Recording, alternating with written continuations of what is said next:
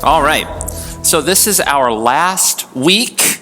I think it's been 12 weeks of teaching. So we are at, let's see here. Oh, you know what? I got to plug this guy in. That's why.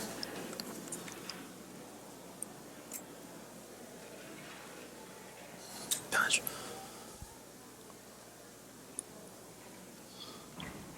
There we go. All right. So we are at the checkered flag, the last lap. And so we're going to really quickly review the main points from the last couple of weeks as we seek to land the plane and answer all the fun, hard questions that we have about the book of Job. So for by way of review, remember this is kind of the overarching structure of the book. We've looked at his trials at the beginning, his cursing the day of his birth in chapter 3, the 3 speech cycles. I argued that Job 28 was like this pause in the middle of the book that kind of helped set things up and keep things from spinning out of control. And then we kind of get the mirror images, right? That's why the colors are this way, they match. You have the 3 speech cycles in Job 4 through 27, and then you have 3 monologues in Job 29 through 41. So you had Job's final speech, the Elihu speeches, which we hope to get to today, and then the Yahweh speeches. And we skip the Elihu speeches, and we'll kind of see why if we towards the very end here. And then just as Job spoke at the beginning of the book and set things in motion, at the end he speaks again and kind of calms things down with the confession, and then Job is restored at the very end, right? So this is kind of the overarching framework of the book. That helps. What is this? Hang on one second. This thing keeps going around my arm and it feels like a straitjacket. Okay. All right. We'll see if that works. Okay. And then Job's restoration at the end, where he receives double all of his material goods and his kids, and he's able to have 3 daughters and 7 sons, I think. Maybe I should know that. I know it's 3 daughters. I'm pretty sure it's 7 sons at the end, which is always interesting, right? Because he gets double everything else, but he only gets the 3 daughters and the 7 sons back. That's another topic.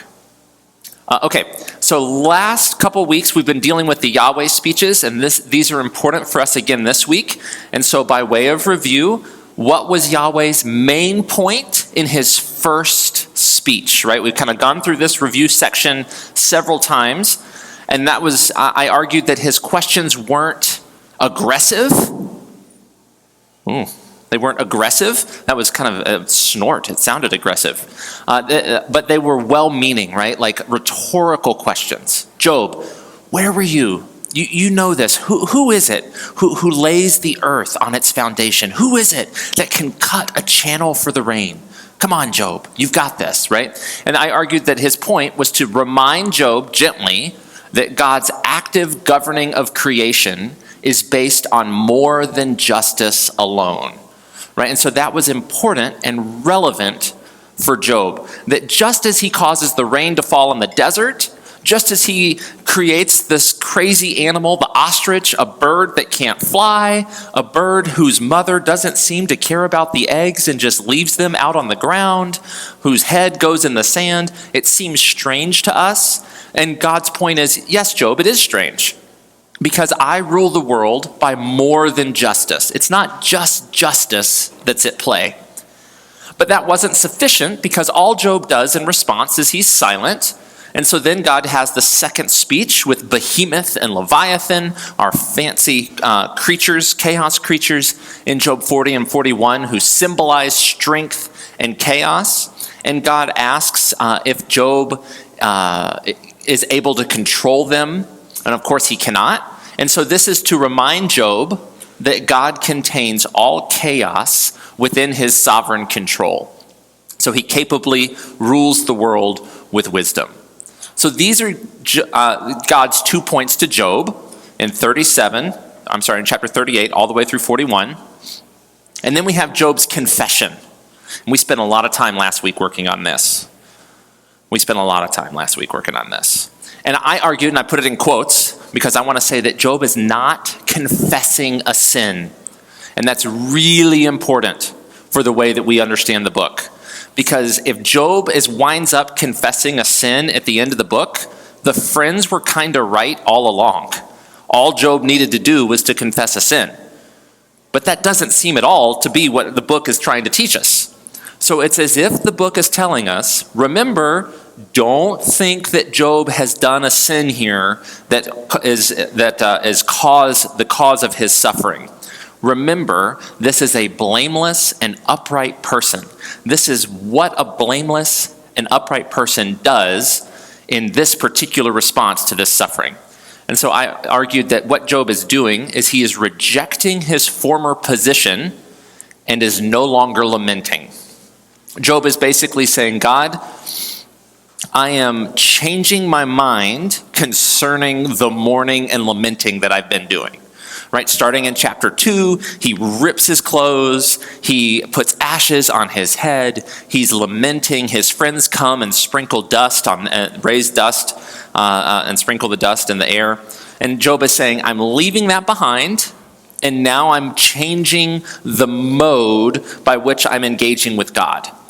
And I want to say again, that doesn't mean that this is now righteous, and what he was doing for all of the lamenting was unrighteous. It's just simply a change. And that happens, right? When people go through terrible times of suffering, there's a transition where you are no longer lamenting and you kind of move into a new stasis, right? A new status quo, a new way things are between you and God. And that's what Job is doing. He's saying, I'm done with that season, and now we're moving back into what is the new normal in the way that we're relating and the way that I'm going to relate to God. Okay? Questions about these things? These are the big puzzle pieces that'll help us moving forward.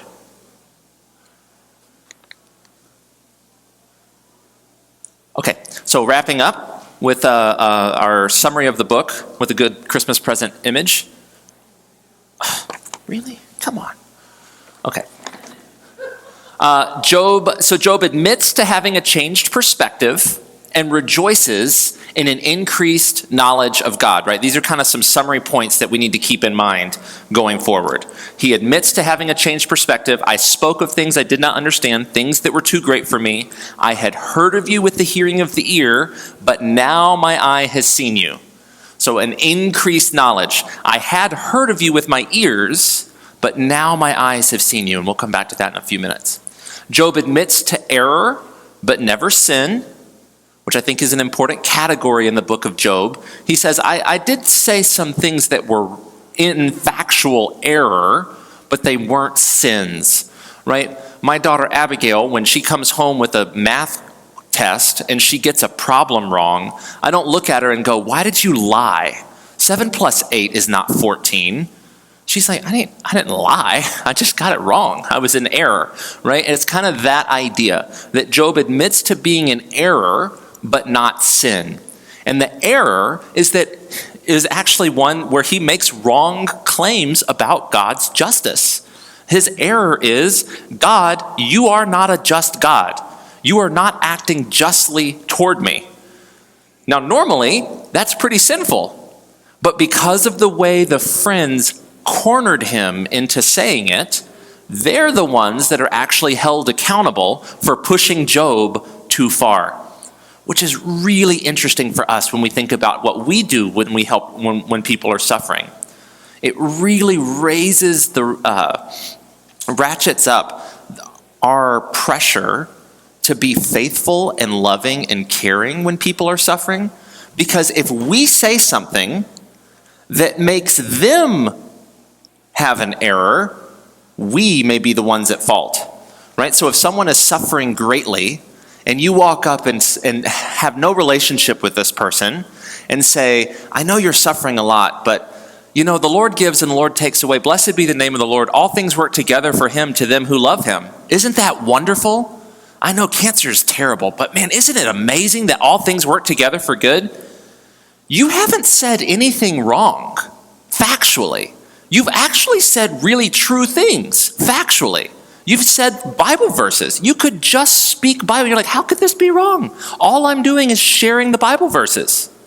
Job's friends did not give theological error. They gave him theological truth, but it wound up being pastoral error, right? And so we need to be careful with what we do with people who are suffering, because we can then be held accountable for their actions in a sense, right? Because if our friend looks at us or later in the quietness of their own house, right, starts seething because they go, how is this working together for good? And they start wrestling and start making errors.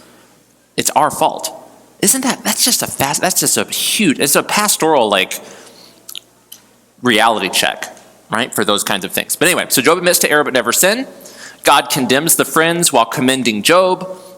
And then Job is restored by God's grace, but not some retribution principle. So I asked at the end, well, Job at the end is righteous throughout the book, and he gets rewarded. Does this kind of undermine the whole point of the book?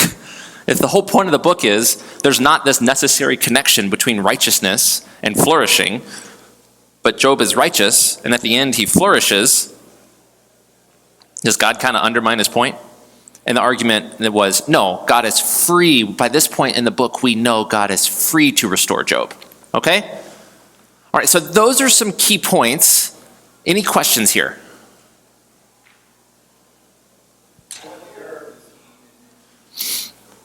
He certainly admits to claiming to have all relevant data to judge God.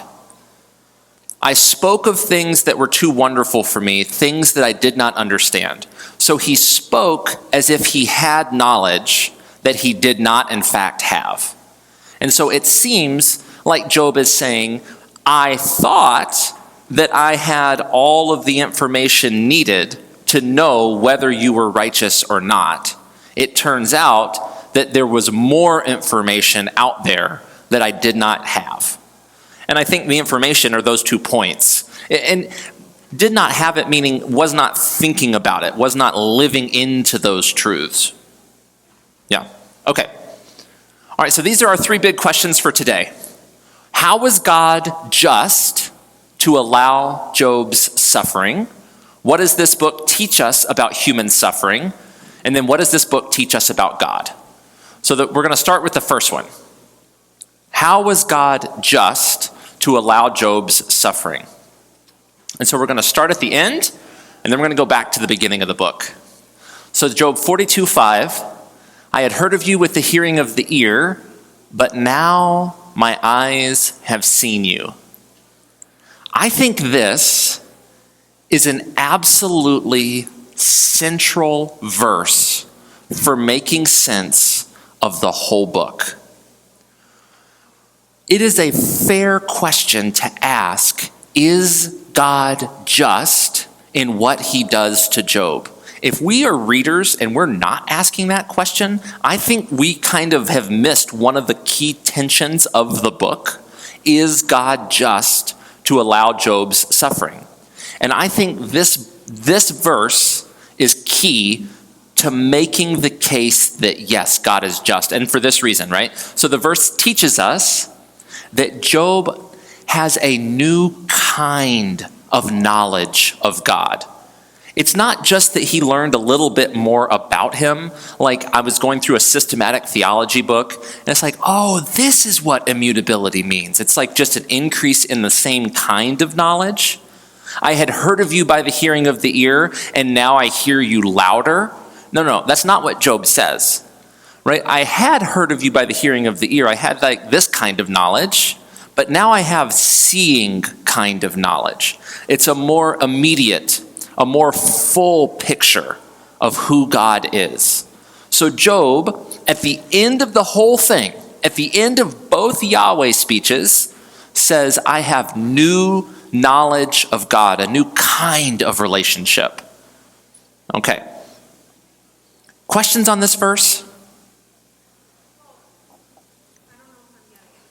Okay. So we talked previously about just understanding the big picture and not feeling like you have to know the immediate action or what is occurring. Mm-hmm. Is that what this is referring to as well? That it's not always about your individual suffering, but there's a bigger picture to the whole? Yeah, so I think, so Renee's question is Job's point here that I now have learned that this isn't all about me, that there's a bigger picture here? I think that could be part of what Job is saying. Here's what's fascinating. I don't think it matters for us if that's what Job means or not, because we'll see that Job is decentered that there's much more going on there for our sake. So I think there is that, because I think Job's point is, God's point to Job in the speeches is, there's more than the way that I just interact with you. I interact throughout the world with more than justice, and I control chaos. I do both of these. There's both truths that are important. There's chaos that fits within my control, like suffering. And when I'm interacting with you, there's more than just justice things that are happening and righteousness things. There's wisdom things that are going on. I rule the world with wisdom, not just justice. I think both of those things are the key points that Yahweh is saying, and I think that's what leads Job to his realization that he now has a new kind of relationship, a new kind of knowledge with God. But Job never, ever, ever finds out about the wager in chapter 1 and 2, right? The one where Satan comes to God and says, yeah, Job seems righteous, but if you take away everything that he has, is he really going to praise you? Job never finds that out. And he's still able to say this. So Job never gets the full picture. See, that's kind of my point. Like, Job never understands. He's never told the specifics of what that fuller picture is. But we know there's a fuller picture. And I think that's what's really important. Because in our individual lives, we don't ever get to know what the actual bigger picture is. We just kind of have to trust that there is a bigger picture. Kind of like Job. Okay, so Job's suffering and God's plan. On your handout, I have these 2 points, and we'll spend a little bit of time talking about them. So I say first that suffering is permissible if it leads to an otherwise unattainable and outweighing good. This is kind of one of the hard things about Job is you have to dabble in some philosophy stuff when you start making sense of the book. And so I'm just going to kind of take this as a summary statement taught from Scripture and consistent with some other kinds of philosophical things, right? So I'm not really going to try and defend this statement, but I want to explain it. And then I hope that you're like, oh, this just kind of makes sense to me, right? So suffering is permissible. So we can allow suffering. I can cause or permit suffering if it leads to an otherwise unattainable and outweighing good. So there's plenty of examples. Abby, our oldest daughter, has to get a blood draw every 6 months. She's got this condition, thyroid condition. Now, she has to go. She hated them. For a long time, she hated them. Now she's old enough that donuts work. So we bribe her with a donut afterward.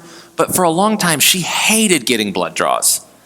And every time was like the first time all over again. They really aren't that bad, but she thought they were the worst, right? And so it's like, well, as a parent, why did I allow the needle to go into her arm? If it was just for my own pleasure, then I'm a terrible parent, right? If we're just at home and I'm just sticking needles in her and going, well, this is fun, right? This is a terrible thing to allow. But there's an outweighing and otherwise unattainable good that's coming through that test. Right? The only way to know if her levels are consistent is by doing this test. It's otherwise unattainable. We can't figure it out without a blood draw. And this is an outweighing good. Right? That it is better to know and have her temporarily suffer with a Band-Aid on her arm for a grand total of 3 minutes, not that big a deal, than it is to not know and potentially have health ramifications. Right? So suffering is permissible only if it's both otherwise unattainable and if the good outweighs what's the suffering that comes along with it. Okay? Questions, thoughts?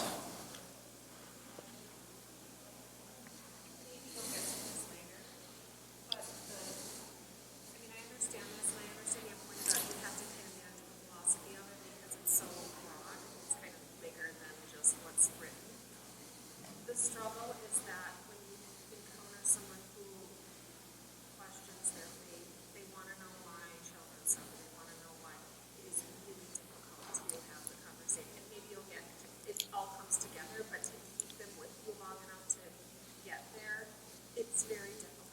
Yep. So Renee is saying that it's difficult to have when you're having these kinds of conversations, to keep someone engaged in the conversation long enough to get to these kinds of points. And I think that's very fair. I think the book of Job is similar, right? Like, how many of you have tried to read the book of Job before and you go like 3 rounds and you're like, I'm done, right? The book itself requires a marathon to get through, right? Like Pastor Jeff one time was asking me to do a Sunday school lesson on Job, and I'm like, I can't. He was like, I'll give you 4 weeks. I can't do 4 weeks. 4 weeks, I barely blow my nose in 4 weeks. It takes so long, and we have to run through these 12 weeks, right? And so even the problem itself requires really wrestling with it for a long time in order to get somewhere. Yeah, I think that's very fair. Okay, so then the second point, and we're going to put these together with Job in just a minute, but the second point is God can treat a person as a means to an end as long as he also treats them as ends in themselves. And this, I think, comes directly from Job. And so I kind of have 2 images here. You can see the one at the top. You've got individual people that are making up a larger picture, right? In this case, President Obama. And the bottom, you have these nested images. It's kind of, especially with computers, you can do these kinds of things where any subset of the image is a smaller representation of the larger image. They're called fractals for those who are nerds. And so what it is, it's these individual pieces that fit within these larger pieces. And so what I'm trying to say is, what does it mean? So let's start with this. What does it mean for God to treat a person as a means to an end? Let's look at the book of Job. How is Job a means to an end in God's story? How is he just, or maybe this is a better way to say it, how is he almost like a pawn from one perspective? How is Job a pawn? The wager, exactly. From the perspective of God and Satan, Job is just a minor character, right? Job has to go through all of this terrible suffering just as a means to an end, just to prove God's point about disinterested righteousness and the nature of true justice, and to show the Satan that Job actually is faithful, and to all of those things. Job is merely the means to an end. Now, if Job was only a means to an end, then I don't think God would be very just to allow Job's suffering, right? If I'm going to cause this terrible, irreparable, awful suffering to Job just to prove a point. But what's fascinating is that the book of Job shows us God is playing 3-dimensional chess while we're stuck trying to figure out checkers, right? So Job is a means to an end, but he's also treated as an end in himself, meaning Job, in his own story, is treated with untold value, and that relationship receives immense significance from God and Job. And where I get this is Job 42:5. Job is treated as an end in himself. Yes, Job, from one perspective, your suffering was merely to prove a point. But simultaneously, from the other perspective, your suffering was the means by which you were able to come to a new kind of knowledge of God. I had heard of you with the hearing of the ear, but now my eyes have seen you. So then we have to ask the question, okay, does this pass test number one? Does Job's increased knowledge of God, is it an otherwise outweighing good? What do you think? Is Job 42:5 enough of a good to outweigh the suffering? I would, yeah. Well, we can. Job was, in a sense, right? Because knowing God is the greatest good. There is no better good than to know God deeply, right? To have seen him with our eyes. That is the highest good that allows for immeasurable for otherwise outweighing suffering, right? Like that maybe the way to say it is, this is the only good that could have outweighed Job's terrible emotional, physical, and spiritual suffering. Krista? Obviously, God is much more intimately involved in his teaching. Does Satan ever talk to Job? No, does Satan ever talk to Job? He does not. Other than the communication with God Mm-hmm. and Satan, there's no communication. That's right. Satan only talks to God in the story. Mm-hmm. Yep.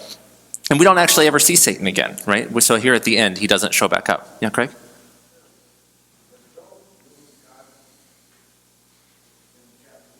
He did, exactly. And so Job knew him. He had heard of him with the hearing of the ear. He had a real relationship. He was just. He was righteous. He feared God. He turned away from evil. He certainly had a knowledge of God. But what the book shows us is that, I don't even want to use the word superficial because that sounds negative.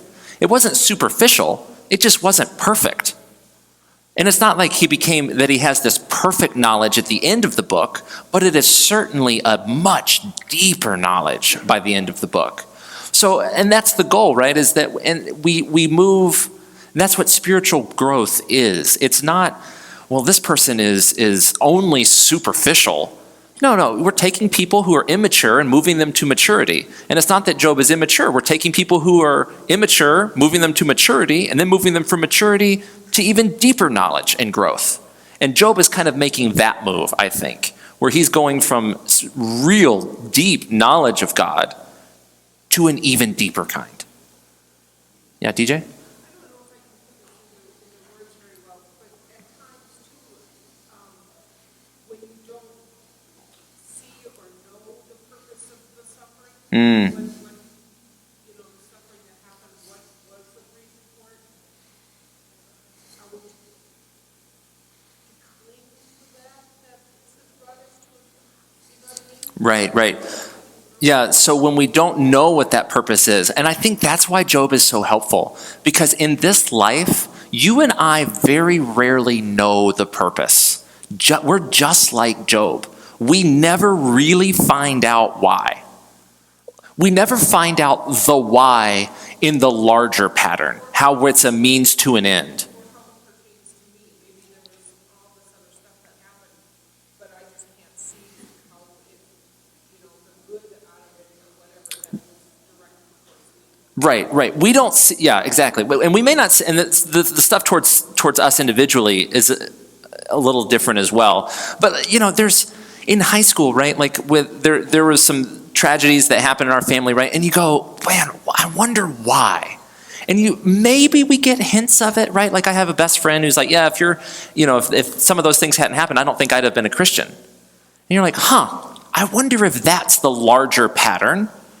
But in my mind, that's not outweighing enough, right? And I think that's kind of the point. If it was just about the wager with Satan, I think Job would say, this was a bad deal for me. I mean, I get that you proving Satan wrong is important and all, but this was really terrible. But with the both, it starts kind of coming into focus. And so we realize that we're like Job, and all we can focus on is how it relates to us and allows us to have an otherwise unattainable and outweighing good, and never really see the larger pattern, how we're merely a means to an end. But we cling to the fact that we are ends in ourselves, that we matter to God and our relationship with him matters, and that he is at least making himself knowable through the suffering. And that we can trust, that's right. That doesn't always mean, now this is important to say, of course, that suffering always actually leads to the outweighing good, right? Because we can react badly to the suffering. We can actually reject God in the suffering. We don't always respond with a deeper knowledge to the revelation that's given to us, right? So just because it can lead to an outweighing good doesn't mean that it always does. But there's an outweighing good that's always available, is what I would want to say. Something like that. Craig?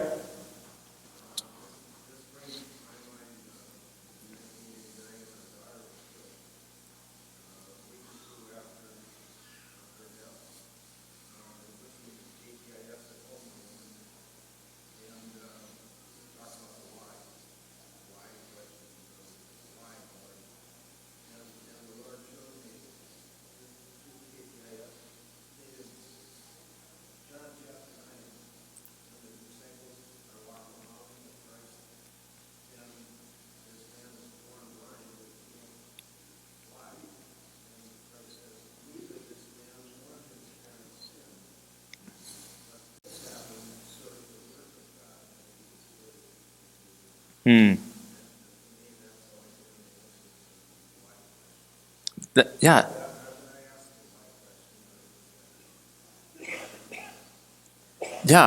Yeah. Those verses, it's funny, we get these little, I don't even like diamonds, they're hard, they're difficult, but beautiful points about suffering. And that's one of them that dovetails really nicely with Job. Who sinned, this man or his parents, that he was born blind? Neither this man nor his parents sinned. He was born blind so that the glory of God may be revealed. And I think that idea fits perfectly with this. There was suffering. It wasn't caused by sin, but it was purposeful for God's glory, which is the greatest good. What is the possible good? God's glory. Yeah. And so let's ask the question about Job and his children, right? So like the book of Job, when we think about Job's children who were dying, I want to say something like this. In Job's story, the death of his children was a means to an end, right? They died so that Job could suffer, so that he could ultimately know God even deeper, the greatest and only possible outweighing good for such a terrible tragedy. But what the book of Job tells us is, if we could look at their stories, we would see that God also treated them as ends in themselves. Right? We just don't have that book. We don't have the book of Job's kids. We have the book of Job. In the book of Job, they're treated as a means to an end. But if we knew God's mind, we would see how he also treated them as ends in themselves. That they too had access and knowledge and were able to know God significantly and meaningfully in their life. Yeah. That was a beautiful explanation, because I think sometimes we think of suffering as punishment, and that's not the case. Like we're always looking, it's that whole like self-important thing of human nature where we always think something's being done to us and we're being punished for something, and like we have to know. Right. I don't think that's the point. No, Job is absolutely a book that tells us we cannot always say suffering is a punishment, right? That doesn't mean we can never say it, but we certainly can't always say it. The book of Job, I think, it just completely demolishes that. And I think it demolishes the dogmatism, if we were to ever say it, right? Like the friends are just so certain he's suffering because of sin. I'm like, this is obvious, Job, obvious. Even when it seems obvious to us, we need to be very cautious in saying, you're suffering because of sin. Yeah, Phil? Just as God is so far above and beyond our understanding, he said, Job, we got a deeper understanding of him, and yet he still didn't fully understand God. And when we suffer, at some point we have to learn to trust. Mm-hmm. That God, I know you got a plan here, or I screwed up, or something's happening, and I don't know what it is. Please, whatever I need to do, let me do it. Let me understand this, Lord, or let me know what to do so I can get through this. And a lot of times we learn mostly when we look back and say, oh, I see how you were there. Look at how it changed me, or how you manipulated the events, or brought me to where I needed to go. I did not understand that then. And as we go through suffering now, we're not going to understand it either. That's right. Yeah, very good. Yeah, I completely agree that occasionally God grants us the gift of hindsight, and we can see some hints as to why we suffered for certain things. But in those moments, and we recognize it's true, right? We're such a proud people. That's just sinful human nature, right? But to be broken and vulnerable, and to be able to say, I have known God better through this. That's a profound thing to be able to say. Not I know about God better, but I actually know him better is really significant and meaningful. At this rate, we'll be here till Christmas. Okay. Okay, oh, look at this. We've already answered all of these. How was Job a means to an end? Perfect. Okay, good. So this was question 1. How was God just to allow Job's suffering? Because he gave to Job an otherwise unattainable and outweighing good, and he treated Job as an end in himself. And so that's what's beautiful about the way the book of Job works, is it's kind of helped me think, man, God treats all of us as the star in our own story, and also as just minor characters in everyone else's story. And he's able to do both. And that's really neat. That's really neat. Okay, so second, what does this book teach us about human suffering? We can do a little bit faster through some of these. So 1, innocent suffering can exist. So we cannot be dogmatic about the cause of anyone's suffering, right? We want to just be careful. Whenever we see someone suffering, we don't ever want to be dogmatic about the reason. We can have our suspicions. It may even be true that they are suffering because of wickedness. But it's very difficult to say that we know the mind of God and the reason for any suffering, right? With Hurricane Katrina came through New Orleans, it was not uncommon to hear certain folks will say, the reason this hit New Orleans is because of the sin of Bourbon Street. That is why this happened. The whole French Quarter flooded as a sign of God's judgment on the wickedness of New Orleans. Now here's the thing, right? Then you had people on the other side, right? They were like, absolutely not, da da da da. And then you go, I think what we just have to say is, I don't know. Is it possible? Sure, it's possible. But I would never want to be dogmatic about the cause of someone else's suffering, because there were plenty of innocent moms and dads and children and churches that were flooded, right? I would no sooner look at every church that was flooded at Katrina and say, this is because of your theological heresy that you're preaching or something, right? So we don't ever want to be dogmatic about the cause of someone's suffering, though it is possible that it's suffering due to sin. And second, Job provides a model for suffering in the sense that he honestly and steadfastly pursues a relationship with God as vital. And I think this is an important one for us to internalize. It would have been unfaithful for Job not to speak chapter 3. So Job 3, his extreme claims of darkness and cursing the day of his birth and lamenting the fact that he was ever born and wishing that he had been nothing and wishing that creation itself would be undone because of how much he's suffering. It would have been wrong for Job not to say those things. I think that's an important point for us because a lot of times we tend to look at Job 1 and 2 as the ideal response. And then you have maybe it's okay, but it's a lesser response to kind of grieve and lament. And the book of Job wants to hold both of them as equally good responses, right? Because sometimes we also have a tendency, some of us, to downplay Job 1 and 2, right? Job 1 and 2, he says, the Lord gives and the Lord takes away. Blessed be the name of the Lord. Sometimes we have a tendency to kind of poo-poo on those, right? We're like, well, if they were honest with themselves and allowed themselves to grieve and lament, they could really have a breakthrough with God. You're like, no, don't make that error. This is a faithful response to God. Sometimes there are people who in the midst of great tragedy can say immediately as a reflex, the Lord gives and the Lord takes away. Blessed be the name of the Lord. And that can be a profound act of faith. At the same time, someone's reflex may be, the wounds and the arrows of the Almighty are in me. My closest friends are darkness. God has abandoned me in my hour of need. And that can be a profound act of faith, which is fascinating.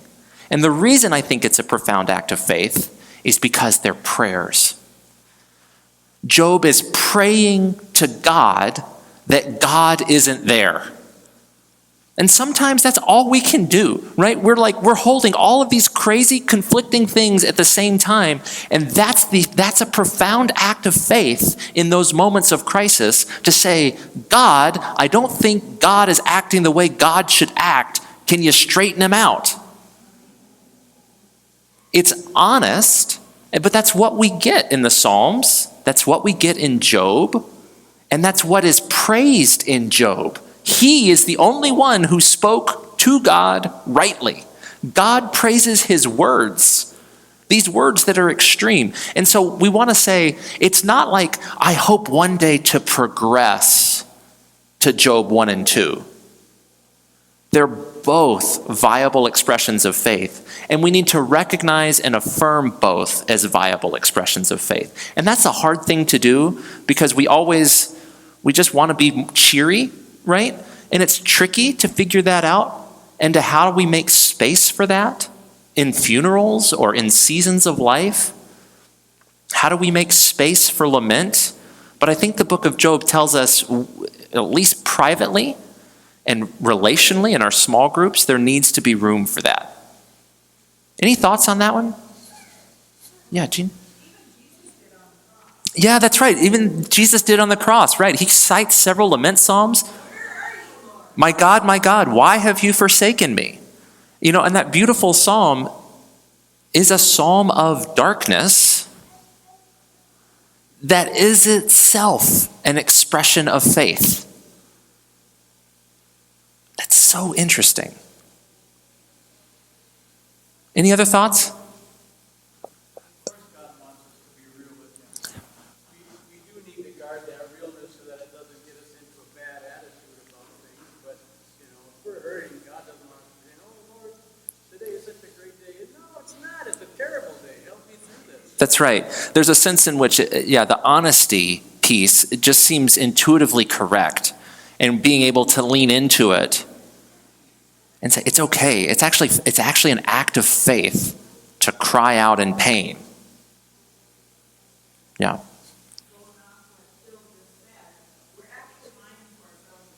If we don't, that's right. Yeah, that's right.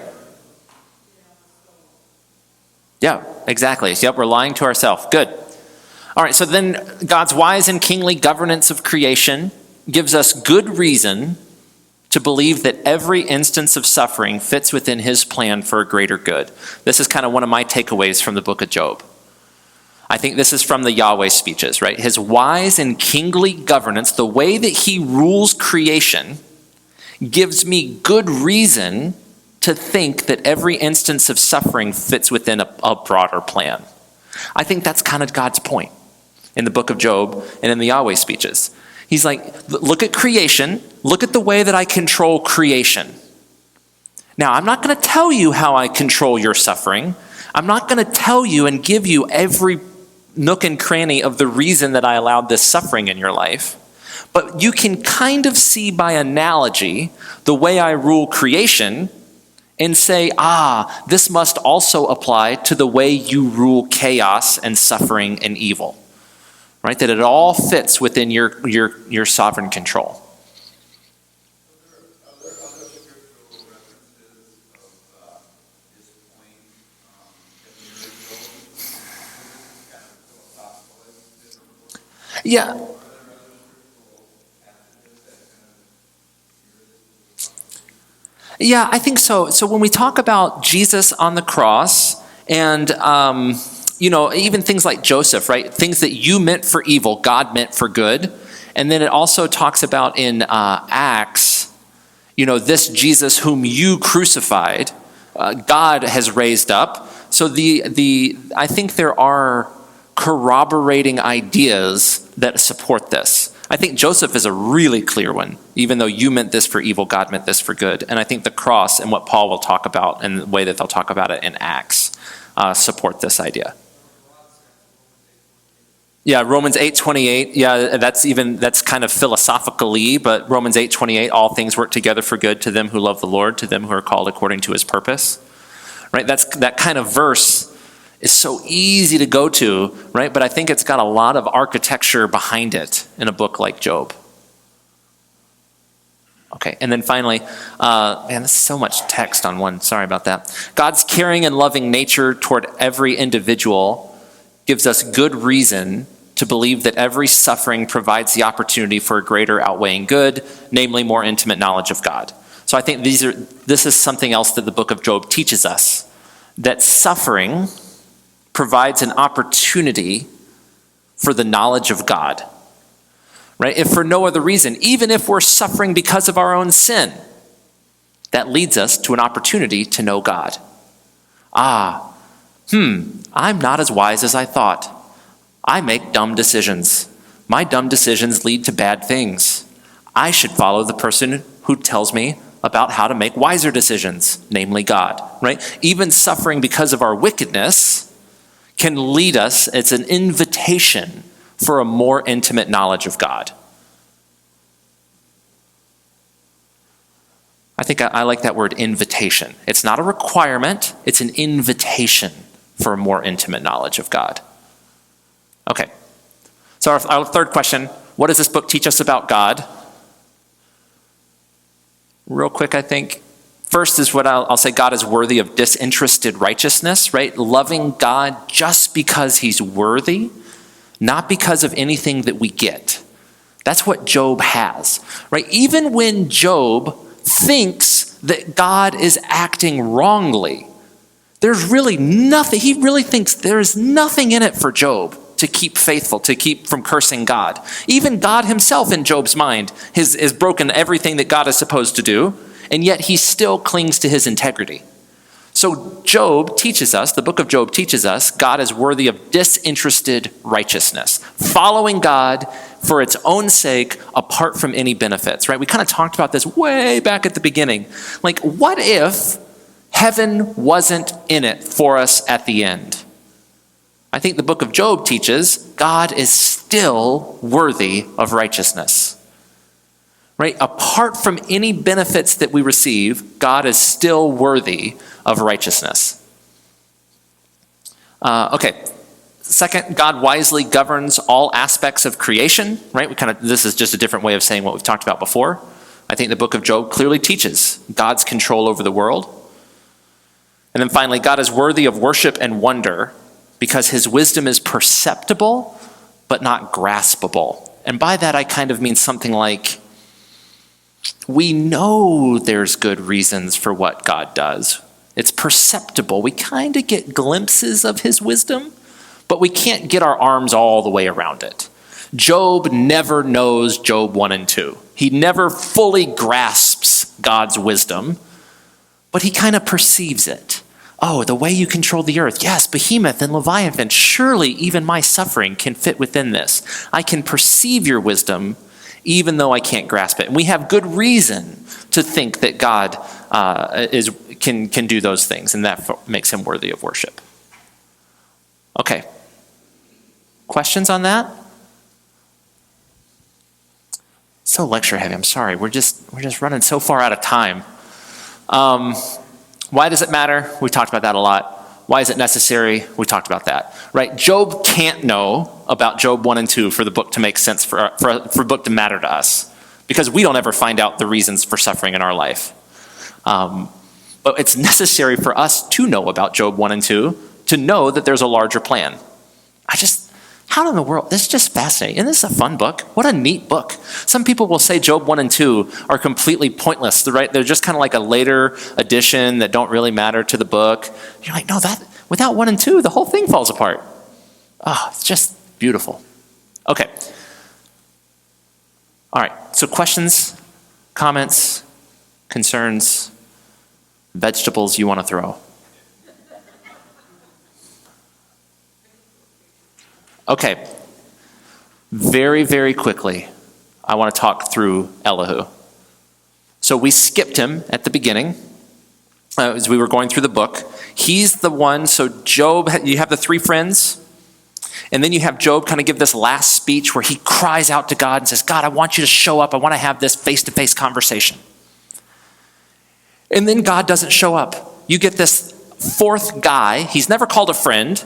Some people call him a friend. I'm like, that's not true. It's just not in the Bible. He's never called a friend. Fourth person named Elihu who shows up on the scene. He's young, and he talks for 6 chapters. 6 long chapters. And this is some evaluations of Elihu. Ragnar Anderson, what a great name, Ragnar, says Elihu is the great theologian of the book of Job. He must be a sincere witness of God and the author's special mouthpiece. We have another person who says that Elihu is the mouthpiece of God in the book of Job. That Elihu's 6 chapters provide God's perspective on Job's suffering. Fascinating. We also have John Calvin. Maybe you've heard of him. And herewithal, we see in this example of the person of Elihu that God hath always left some good seed in the middle of darkness, and there hath always been some good and holy doctrine. So John Calvin says, the friends are darkness, and Elihu alone is a little bit of light in the story, that he is the good seed in the middle of darkness. Wow. I love them some Elihu. Now look at this. Edwin Good. I find Elihu a pompous, insensitive bore, an opaque thinker, and an unattractively self-important character. His language is pretentious, often difficult, sometimes quite unintelligible. My favorite comes from John Curtis. It's a little long. What's to be done with the figure of Elihu? The best thing to do is just to accept him at face value. He's the caricature of the youthful enthusiast, the convicted fanatic who feels that he's been given some special inspiration from God so that he has all knowledge inerrantly to deal with all the questions at hand. Uninvited, he butts into the conversations of the elders and spouts out his words of wisdom. My favorite line, the author has created the most offensive character he could imagine. Wow. Throughout church history, we get this. Elihu goes from the mouthpiece of God to the most offensive figure imaginable. Isn't that interesting? All from the same 6 chapters. It's not like David, where we say David's a man after God's own heart, and that's really good. Killing Uriah, less good. Right? Like we're all kind of, like he's a complicated figure, but we're all agreed where he's good and where he's bad. Elihu is all over the map. Fascinating. Why? This was my question, was why? Why is Elihu all over the map? So, this is, again, these are some images that we've seen throughout the class from, the name just left me. I can't remember. This is the only figure of Elihu I've ever found in art. The guy on the left, the young guy talking to the 3 friends. So I was going to get a t-shirt made, and my wife said, absolutely not. So I just have to settle for PowerPoints. All right, so what is the function in the book of Job? Function of Elihu in the book of Job, just real quick. Oh, so sad, real quick. A couple of things, right? One, he provides the balance, right? Remember how we kind of showed how there were 3 dialogue cycles and 3 speeches? First thing he does is he provides balance to the story by providing another speaker. The second thing that he does is he kind of preserves God's freedom. Because Elihu Job in chapter 31 says, hey God, I want you to show up. I want to answer. I want to have a face-to-face conversation. I have to see you in order to continue this conversation.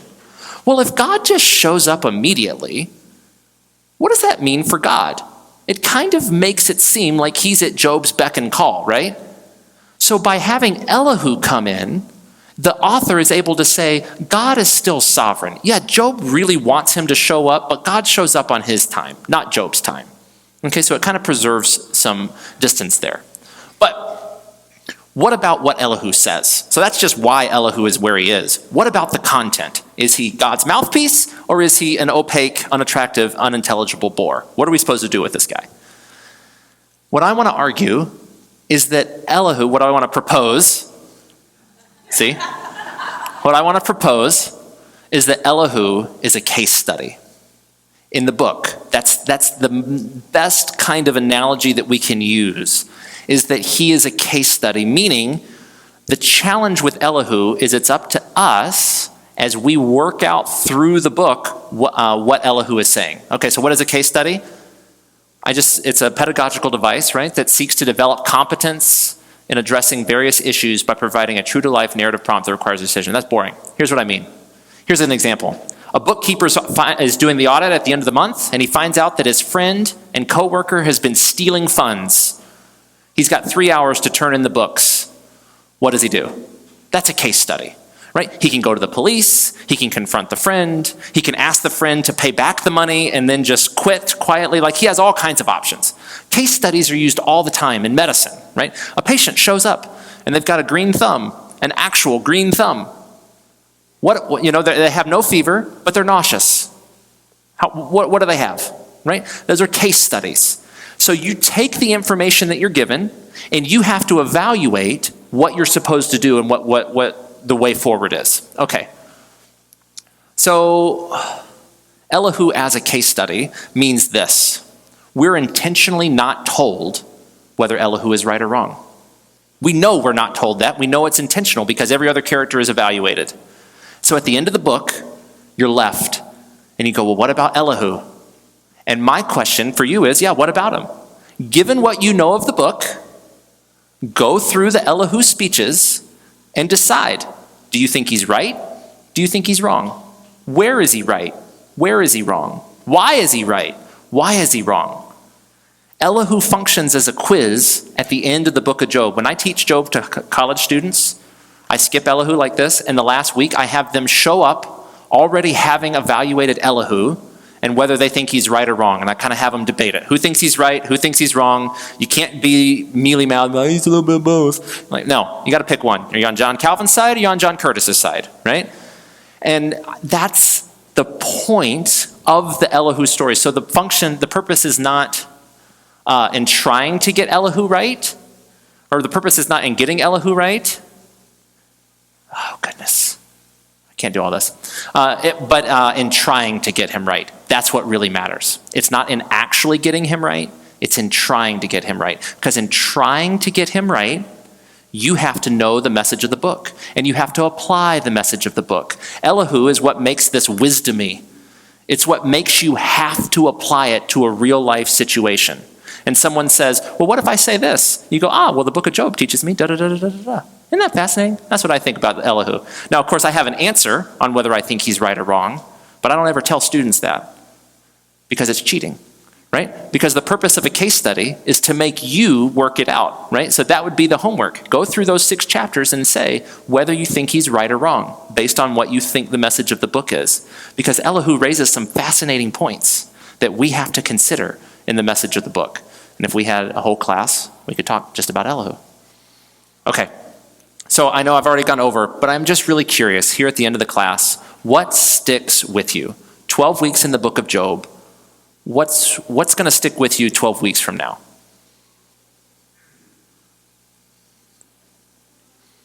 Yeah, Gene.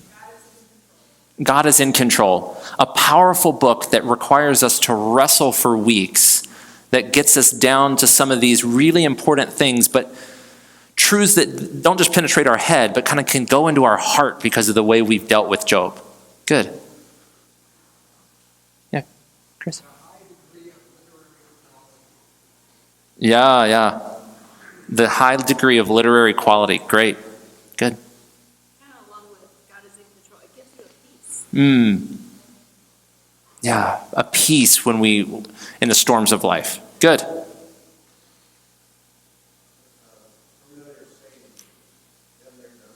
Yeah, been there, done that.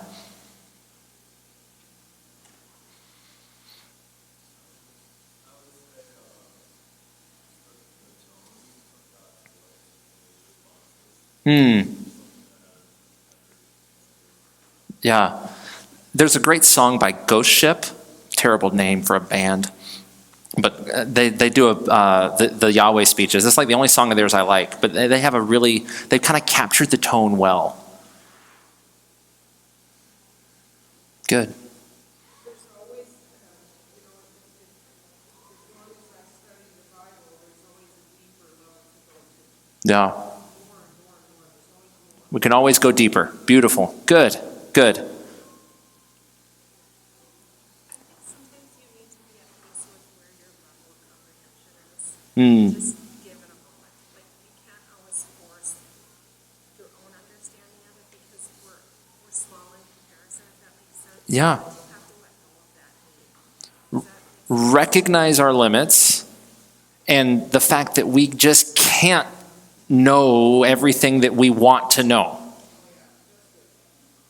Yeah. Good. From a human perspective, it doesn't seem to be a real satisfying conclusion. But when you look at it through the spiritual eyes on God and learning, He's sovereign, then you can see the good. Yeah. It doesn't answer every question we have.